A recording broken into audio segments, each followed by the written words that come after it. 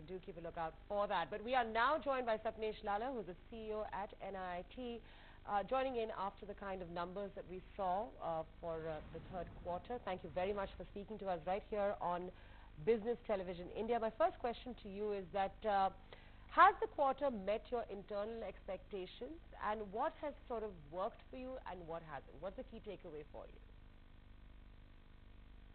Thanks for having me on your show. I think the quarter was in line with our expectation mostly. In terms of what's worked really well, our corporate learning business continues to work well. It grew at 25% on a year-on-year basis and maintained its margin at 15%.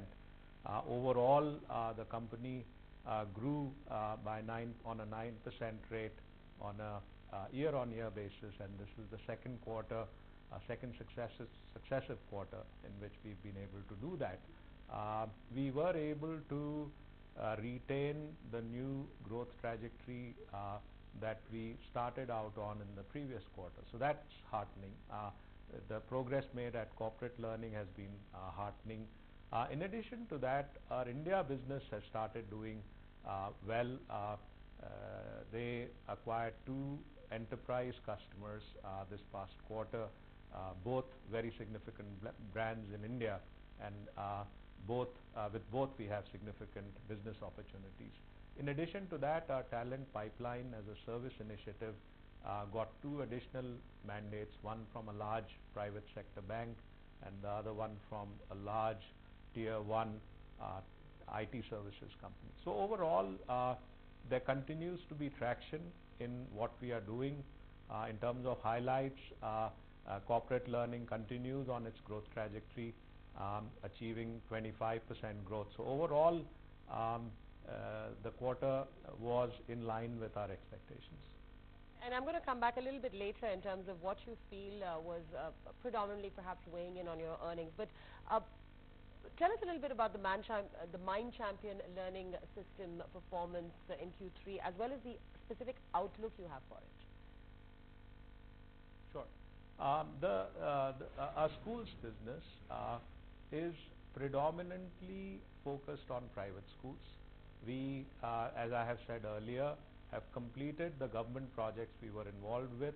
We are now in the throes of transitioning those projects to the various state governments, as well as completing our collections and transition related activity. With respect to our business in private schools, given regulations as well as decision making, the private schools mostly tend to make their procurement decisions in our Q4. And so the predominant part of the activity that we do in our private schools business is business development and market readiness activities in Q3. Overall, this business is about 1% of our business.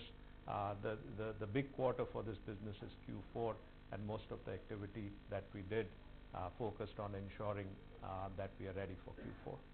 Being ready for Q4 really being something that is a part of the cycle for you. But a little bit in terms of the cash on books, as well as any acquisition plans that you may have, and also any sort of alliances on the cards to boost the schooling business as well?